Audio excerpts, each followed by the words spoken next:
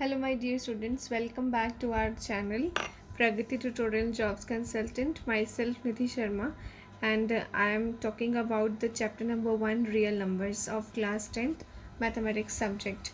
Today we will discuss the coming exercise 1.2. Dear students, in the last previous videos we have already done with the chapter 1's introduction and its relative examples, and of course exercise 1.1. And in this video I'll go to explain the whole exercise 1.2. But before to start with the basic questions of exercise 1.2 of NCERT, I want to discuss with you with some basics of exercise 1.2. So 1.2 exercise is basically depends on the fundamental theorem of arithmetic, which consists the uh, topic of prime factorization and LCM, HCF, and of course fundamental theorem of arithmetic. So in this way we can discuss all these things. So let me start first. So what is fundamental theorem of arithmetic? It is fundamental theorem of arithmetic. Clear? So I have to write the statement of this theorem, that is, every composite number can be factorized and expressed, और you can say express. Factorise का मतलब है expressed किया हुआ है as a product of primes and this factorization is unique apart from the order in which prime factors occurs.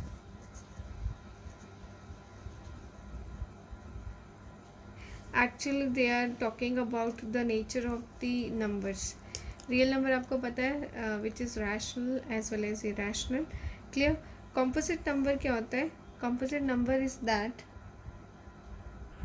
yes of course it tells about the composite number. So composite number is those number जिसको आप prime factors में convert कर सकते हैं. Fine. Prime prime number वो number होते हैं जो सिर्फ जिसका फैक्टर्स वो इटसेल्फ मतलब वो खुद और वन हो. जैसे कि 2 is a prime factor which is smallest even prime factor, और you can say smallest prime number. ये ऐसा है, इसका जो फैक्टर है वो एक 1 है और ये नंबर खुद है. यानी कि आप बेसिकली ये बोल सकते हैं कि नॉर्मल लैंग्वेज में कि कोई भी एक ऐसा नंबर जो सिर्फ अपनी टेबल में आता हो, that is called as prime number. Fine. So composite number is opposite to prime number. Composite number होते हैं जो अपने अलावा दूसरे के टेबल्स में भी आ जाते हैं. जैसे कि 4 ऑफ कोर्स 1, ऑब्वियसली 1 तो सबका फैक्टर है ही है. 2 के टेबल में भी आता है, उसके बाद 4 के टेबल में भी आता है. फाइन.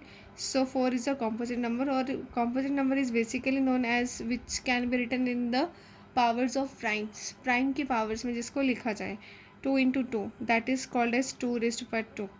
2 प्राइम की power, 2 is a prime number, prime की पावर्स में लिखा जाए. क्लियर है? Prime numbers. So what are the prime numbers? 2, 3, 5, 7. 9 is not a prime because 9 is already occurred as well as before 3. And of course 11, 13, 15 is not a prime because already consist in the table of 3 and 5. Of course after that 17, up to so on etc. So many, there are infinite prime numbers because we know about that. So composite number जो prime factors की product में convert किए जा सके. सो यहाँ पे आपको definition है, यू कैन से the statement, every composite number can be factorized as a product of primes and this factorization is unique पहली बात तो वो फैक्टराइजेशन प्रोडक्ट ऑफ प्राइम्स की प्रोडक्ट्स में हो सके। दूसरी बात उन्होंने बोला जो भी फैक्टराइजेशन करोगे आप वो यूनिक होनी चाहिए। इट मीन्स वो किसी और तरीके से सॉर्ट या स्प्लिट ना हो सके apart from the order in which the prime factors occurs. मतलब वो प्राइम फैक्टर्स जिस भी पार्ट्स में अकर्स हैं उसके अलावा नहीं होनी चाहिए। तो ऑफ कोर्स ऐसा तो नहीं होता है। So this is the basically statement. For example मैं आपको एक एग्जाम्पल देती हूँ। Here is an example 48। 48 को it is a it's not a prime number because it is splitted of course in the other numbers by the other numbers, so it can be written as 24 into 2, and of course 24 is written as 12 into 2, and of course 12 is written as 4 into 3 or 6 into 2, fine। ये तो सात सा numbers लिखनी है। And 4 is of course written as 2 into 2, 3 2 2, ठीक है। So it is written as 2 4 into 3। 2 is a prime number, 3 is a prime number, 2 raised to power 4 is also a prime number, 3 raised to power 1 is also prime number। सो 48 ऐसा composite number था जो prime की powers में of course जो है वो sort कर दिया, लिख दिया हमने। क्लियर? आफ्टर दैट सो हम ये ऐसा बोल सकते हैं, आप एक नंबर और ले लीजिए एग्जाम्पल के तौर पे 72। क्लियर? 72 करिए, इसके प्राइम फैक्टराइजेशन करिए। अब मैं आपको कम्प्लीटली थोड़ा और इजी मेथड से, डिवीजन मेथड से बता देती हूँ।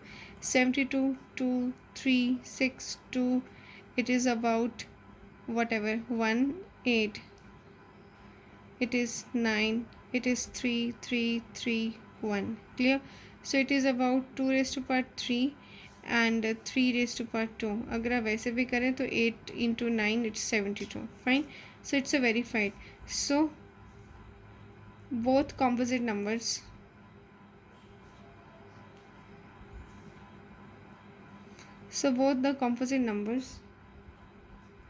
are expressed as the product of primes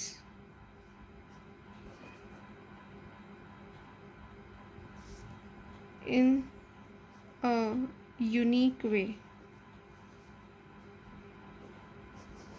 उनका एक ही तरीका हो, सिंगल मेथड ही हो, ठीक है।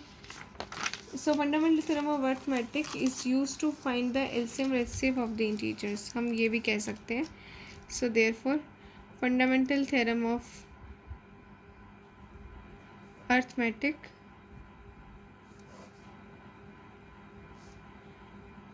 we can find LCM and HCF of positive integers।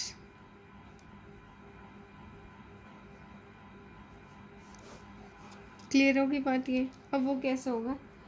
HCF का मीनिंग क्या होता है? What is HCF? What is LCM? HCF is product of smallest prime of each common prime factorial number। You can say product of smallest power of each common prime factor in the numbers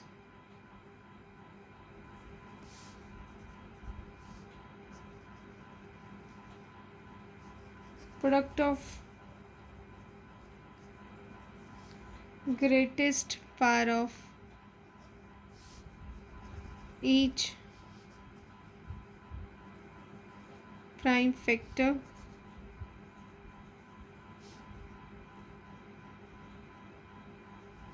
involved in the numbers।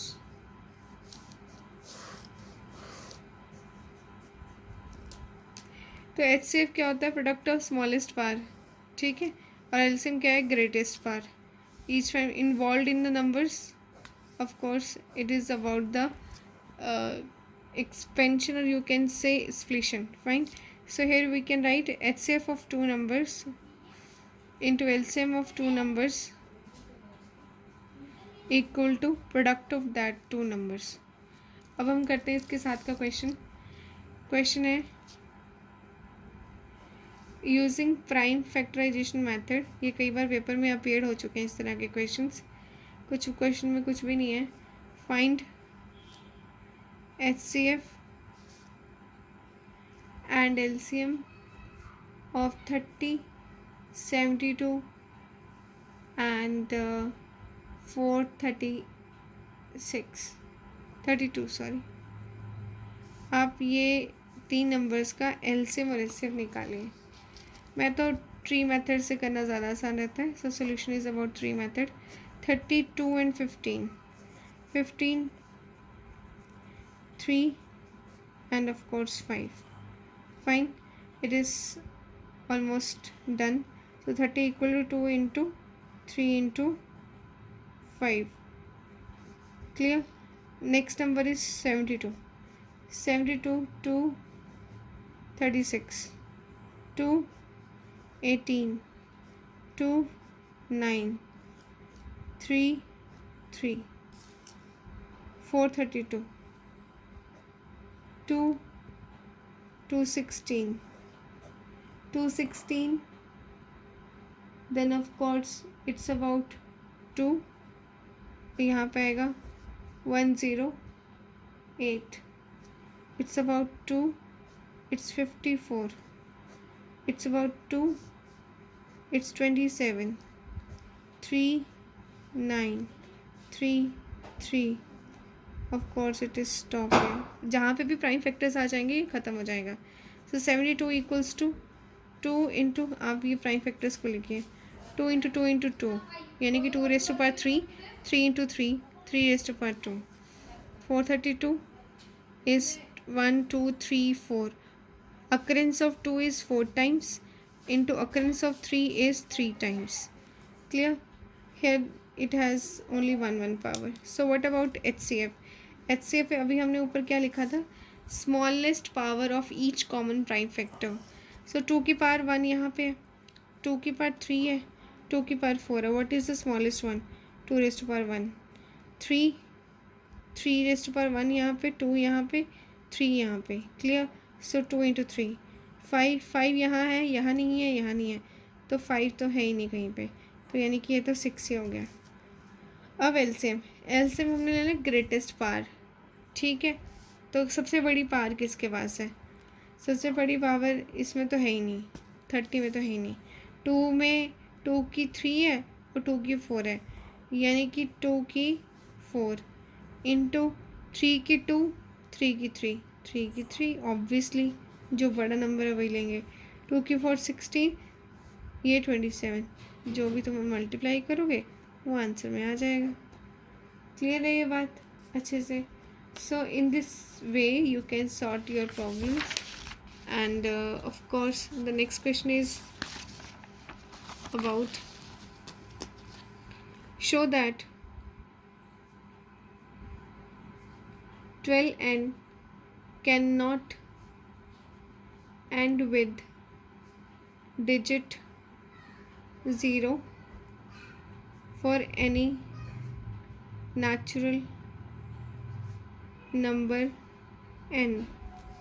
तो ये तो बहुत interesting question, और ऐसे questions ना 1 marks में और 2 marks में बहुत ज़्यादा चांसेस होते हैं, क्योंकि इस टाइप के क्वेश्चंस बहुत साल लगातार भी और इवन काफ़ी बार ये एग्ज़ाम में अपीयर हो चुके हैं। क्वेश्चन है कि आपको ये दर्शाना है, आपको ये शो करना है कि 12n can not end with 0। इसका कोई भी जो डिवीजन है वो रिमाइंडर ऑफ कोर्स 0 नहीं आता, can not end with 0 for any natural number. N की वैल्यू कुछ भी है, 1 से स्टार्ट होकर up to so infinite many number. देखिए मैं इसका सोल्यूशन लिखती हूँ। सबसे पहले तो अगर ये हो जाता तो क्या होगा, है ना? तो क्या करते हैं, इफ़ सपोज कर लीजिए 12 की n ends with 0, so then it must have 2 and 5 as factors। देखिए आई नो वेरी वेल कि यहाँ पे ज़ीरो के साथ हमने मान के चलें तो ये कैसे लेके, देखिए आपके पास डिविजिबिलिटी रूल होता है जिसको आपको ऑलरेडी पता होगा कि टू का डिविजिबिलिटी रूल है कि यूनिट प्लेस पे या तो इवन नंबर हो या फिर वो अगर नंबर यूनिट प्लेस पे ज़ीरो है तो वो टू डिविजिबिलिटी रूल से वो टू से डिवाइड होकर रिमाइंडर ज़ीरो दे देता है।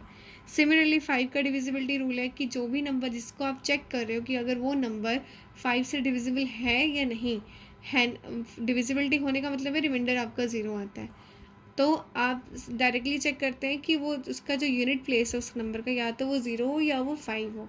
क्लियर होगी ये बात, या मतलब 5 का मल्टीपल ऑफ कोर्स। तो यहाँ पे तो आपके पास ओनली 2 है ना, मतलब डिविजिबिलिटी रूल और 5 तो लग ही नहीं सकता। दोनों में कॉमन बात है कि दोनों की यूनिट प्लेस पे 2 और 5। डिविजिबिलिटी रूल का जो कॉमन बात है वो ये है कि यूनिट प्लेस पे ज़ीरो होना मस्ट होता है, तभी वो 2 से या फिर 5 से प्रॉपरली डिवाइड हो जाता है। क्लियर होगी बात। लेकिन यहाँ पे 12 की and can not end with zero. 12 की कोई भी पार ले लो, अगर वो ज़ीरो से मतलब विद एंड नहीं होता, मतलब उसके यूनिट प्लेस पे ज़ीरो नहीं आता है, तो क्या वो चीज़ आप शो कर सकते हैं किसी भी नंबर नेचुरल एन के लिए। सो हमने भी माना इफ़ 12 की एन एंड्स विद ज़ीरो, अगर ऐसा हो जाता है तो ये दो इसके फैक्टर्स होंगे। But by prime factorisation,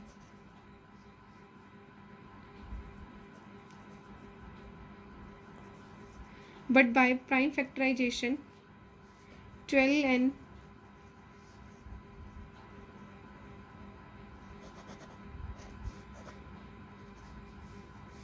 by prime factorize its factors are, इसके कितने फैक्टर्स बनेंगे 12n की 2 और 3 only. Clear.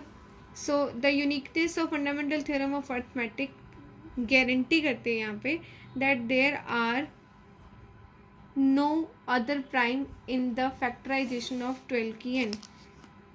Therefore by uniqueness of the fundamental theorem of arithmetic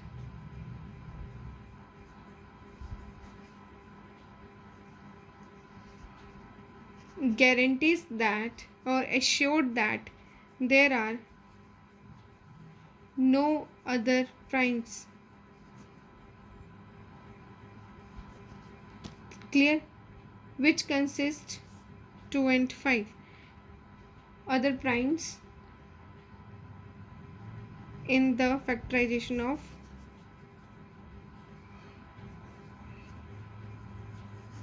12 k n. So therefore there is no natural number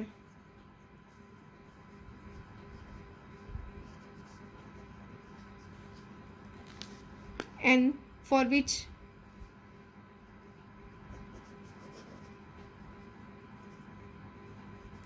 twelve की n fine 12 की n and with 0।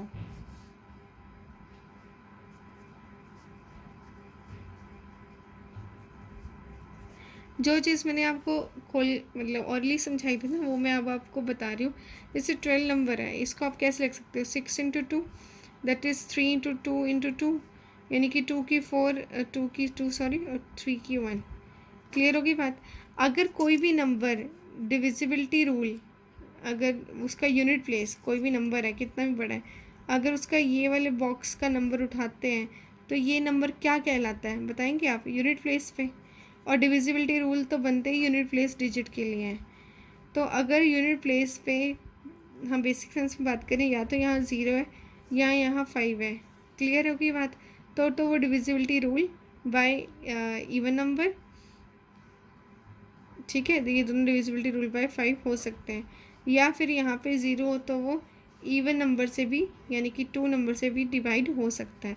तो इस वजह से हम ये बात एश्योर करते हैं कि हमने ये जो सोल्यूशन किया है bye fundamental theorem of uniqueness, क्योंकि यहाँ से यूनिकनेस ऑफ कोर्स फॉल्स हो जाते हैं क्योंकि यहाँ पे 3 भी अक्कड़ में है।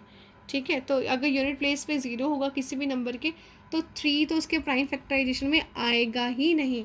क्लियर होगी ये बात आप लोगों को। सो ऑफ कोर्स अगर कोई भी नंबर उस जिसका यूनिट डिजिट मतलब उसका वंस प्लेस पे डिजिट जो है अगर वो ज़ीरो है तो वो 2 से भी डिवाइड हो सकता है और 5 से भी हो सकता है। लेकिन ये नहीं हो सकता क्योंकि 2 और 3 दोनों फैक्टर्स आ रहे हैं 12 की एन में। किसी भी नेचुरल नंबर एन की वैल्यू 1 पुट करो, 2 पुट करो, 3 पुट करो, चाहे 100 पुट करो, आप चेक भी करके देख लेना, उसके प्राइम फैक्टर सिर्फ 2 और 3 ही इनकी पार से निकलेंगे। So in this way we can explain the whole concept of fundamental theorem of arithmetic with its uniqueness. In the coming session I'll explain the complete solution of exercise 1.2. So keep watching. Thank you so much.